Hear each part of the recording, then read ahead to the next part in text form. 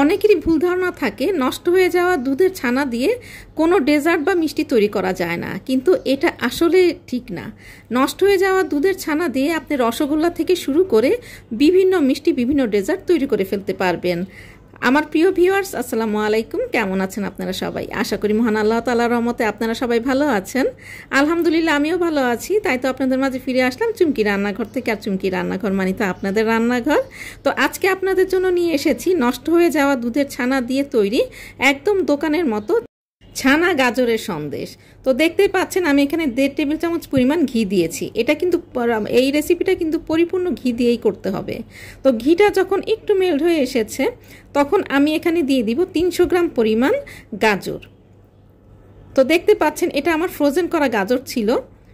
তো গাজরটা আমি ঘিয়ের মধ্যে ততক্ষণ পর্যন্ত নাড়াচাড়া করতে থাকবো যতক্ষণ না পর্যন্ত যে এটার মধ্যে যে পানিটা আছে সেটা শুকিয়ে যায়।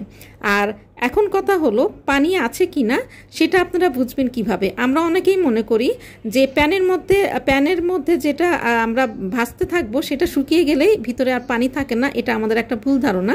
কিন্তু না, স্প্যাচুলা দিয়ে আপনারা প্রেশার ক্রিয়েট করে দেখবেন ভিতর থেকে কিন্তু অনেকটা পানি বের হয়। সেটা যতক্ষণ না পর্যন্ত একেবারে শুকিয়ে যায় ততক্ষণ পর্যন্ত কিন্তু এটা আমাদেরকে নেড়ে চেড়ে যেতেই হবে। এরপরে আমি এখানে দিয়ে দিব 1 কাপ পরিমাণ চিনি। চিনির পরিমাণটা কিন্তু আপনারা আপনাদের পছন্দ মতো দিবেন, তবে 1 কাপের চেয়ে কম না। 1 কাপের চেয়ে কম দিলে কিন্তু এটার বাইন্ডিংটা ভালো হবে না।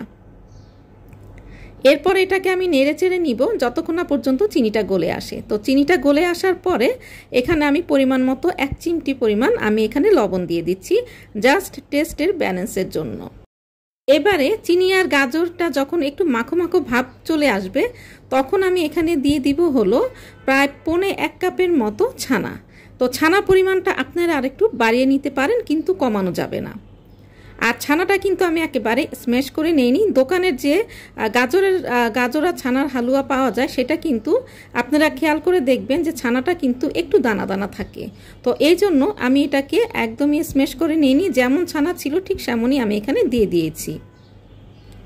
দিয়ে দেওয়ার পরে আমি এখন এখানে দিয়ে দিচ্ছি হলো 1/3 কাপ পরিমাণ গুঁড়া দুধ। এখন গুঁড়া দুধ, ছানা আর গাজরটা আমি খুব ভালো করে নেড়ে চেড়ে নিব। এটাকে এমনভাবে নেড়ে চেড়ে নিতে হবে যেন যে ঘিটা সেটা ছেড়ে ছেড়ে আসে। তো এই যে দেখতে পাচ্ছেন এটা এখনও কিন্তু পুরোপুরি হয়নি, এই যে এখনও কিন্তু পুরোপুরি ঘিটা ছেড়ে আসেনি। তাই এটাকে আমার আরও কিছুক্ষণ নাড়তে চাড়তে হবে।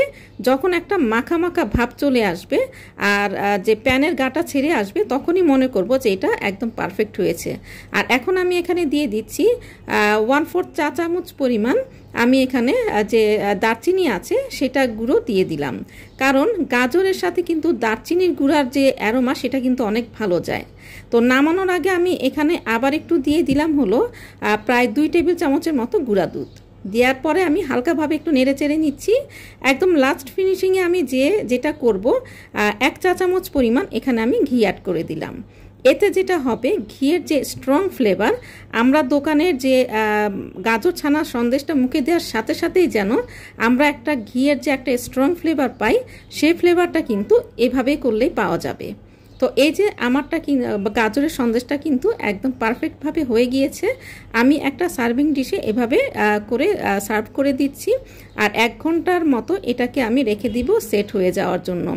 আপনারা আপনাদের পছন্দ মতো যে কোনো একটা সার্ভিং ডিশে এভাবে সেট করে নিতে পারেন। তো 1 ঘন্টা পরে ফিরে আসলাম। আপনারা চাইলে একটু নর্মাল হওয়ার পরে নর্মাল ফ্রিজের যে নর্মাল চেম্বার সেটাতেও রেখে দিতে পারেন। তো এবারে কিন্তু কেটে নেওয়ার পালা।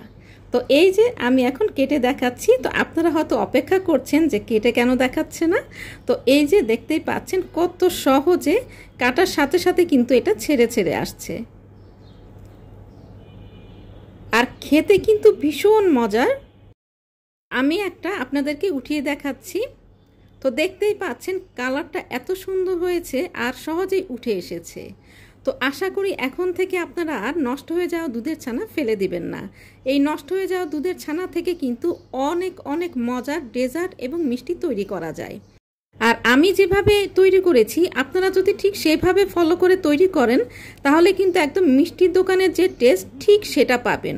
আমরা যেমন মুখে দিলে যে একদম পুরা যে স্ট্রং ফ্লেভারে যে ঘিয়ের অ্যারোমা একদম ঠিক সেভাবেই আপনারা সেই টেস্টটাই পাবেন।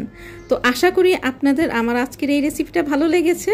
আর ভালো লাগলে তো চুমকি রান্নাঘরের সার্থকতা। চুমকি রান্নাঘর মানি তো আপনাদের রান্নাঘর। তো মনের মাধুরী মিশিয়ে রান্না করবেন, নিজে খাবেন, প্রিয়জনকে খাওয়াবেন। সবাই ভালো থাকবেন, সুস্থ থাকবেন। আল্লাহ হাফেজ।